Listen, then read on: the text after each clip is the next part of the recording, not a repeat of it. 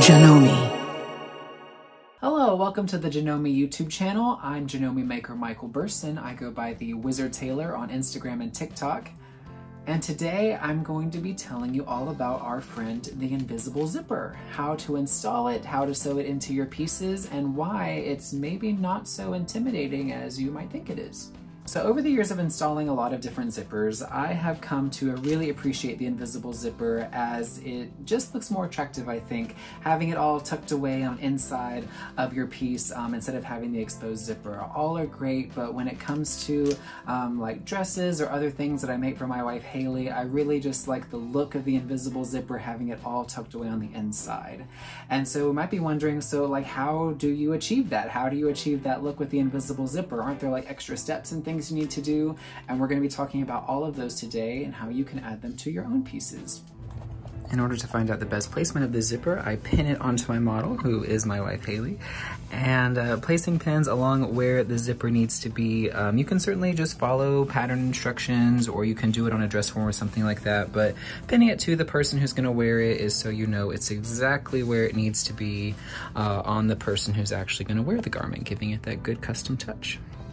Now that you've pinned the dress, of course, you do have to remove these pins, and there's lots of different ways to mark this line so that you can follow along with your zipper.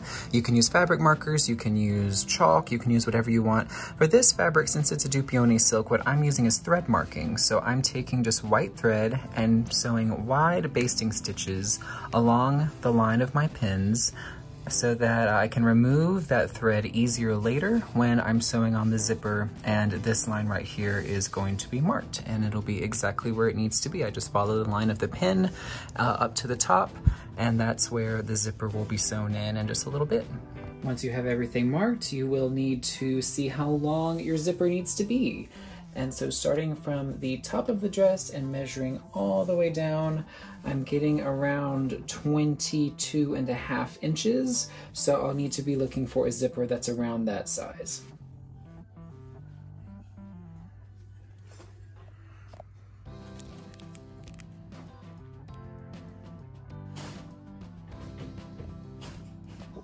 Back home from the store, and I have my zipper. This is a 20 to 22 inch zipper. Since it's a little shorter than what I measured earlier, I think I'm actually gonna close up a little more of the dress here just so it can be sure to not have any tails or anything hanging off. I also was sure to match the color of the dress. Even though it's invisible, I think it's still a nice touch because you will see the zipper there, the zipper pull there, and we're gonna see some of it like maybe when the dress is unzipped. And so I think it's just a nice touch. But of course you can go with whatever color you want. You're really not going to see it very much.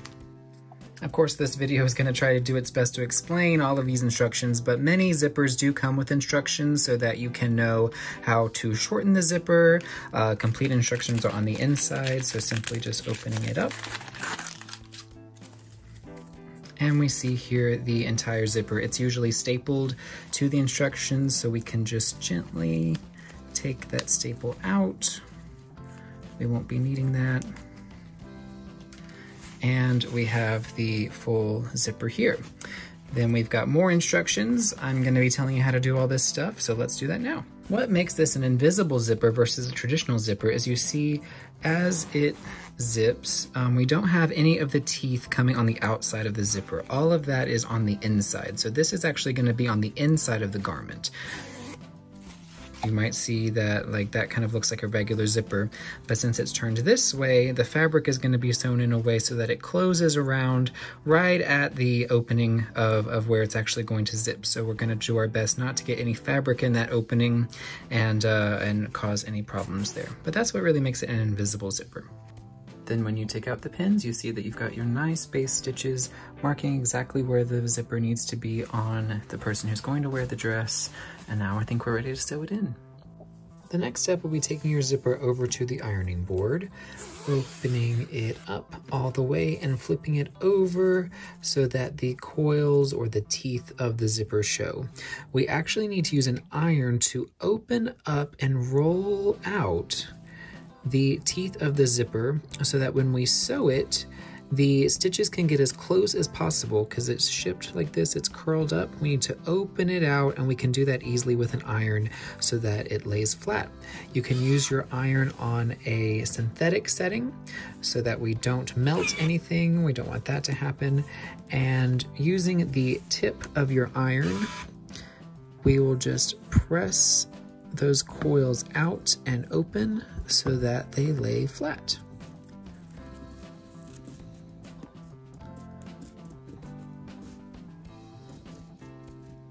And so now we see how that is ironed out all nice and flat compared to the other side, which I haven't ironed yet, which is still curled up.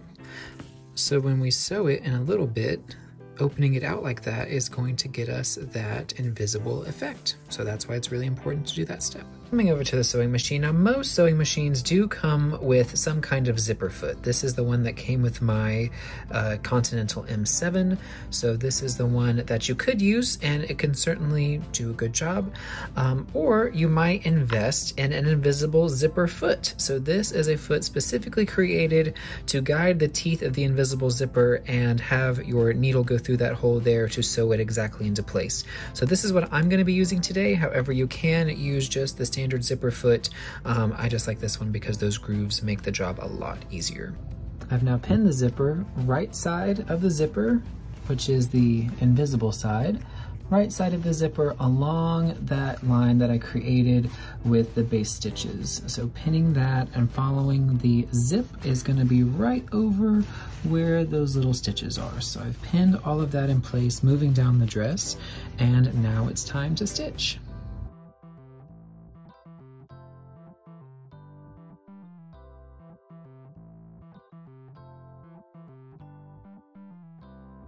Once you've done a stitch, you can remove the basting threads. If you've sewed over anything, you can easily snip them out, but they're pretty easy just to take out. So now we have half the zipper stitched in, and with that foot, it's really helpful, and I'll show an example here. While it's sewing, it really does just trace over that zip there, so it's really nice because it just follows along that zipper line, and that's why I like this invisible zipper foot. I find it really helpful, and to keep everything in place and just moving along smoothly all the way down. Now that we have half of the zipper on, something I like to do at this point is to take the zipper and just zip it up. We can already start to see how the other half of that zip just disappears back into the fold. If we stretch it out gently, we can see that the other side of the zipper is in there, but it's already doing its job beautifully by just kind of doing that slight roll so that it just meets at the center, covering everything up. At this point, what I like to do is to line up my waistline of the dress here and just do a little mark and make sure that the waist measurement is going to line up on the other side of the zipper. It's really disappointing when you do all of this work and then you zip things up for the first time and you find out that your waist is misaligned and it's way up here, it's way down here. And so what I'll do is I'll line this up carefully and then just make a little mark right there on the zipper. That's exactly where I want the waist to be on the other side. You could use a mark, you can use a pin, whatever your preferred method is, but just know that this one is going to be on that side when it gets sewn into the dress. Now that both sides of the zipper are in, we can gently remove the basting threads. We don't need those anymore, and they just come right out. That's why I love these so much. So now for the moment of truth. All right. It came together beautifully. So we've got our waist seam matching exactly there in the center.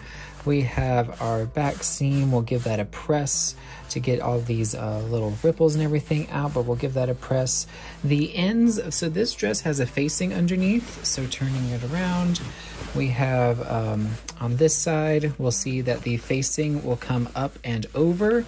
This will be hand stitched down, following the pattern directions along the back of the zipper. This can be finished off in lots of different ways. You can check out my other video on the Janome channel for how to finish off your edges. I'm probably going to give these a serge to cut off the extra fabric.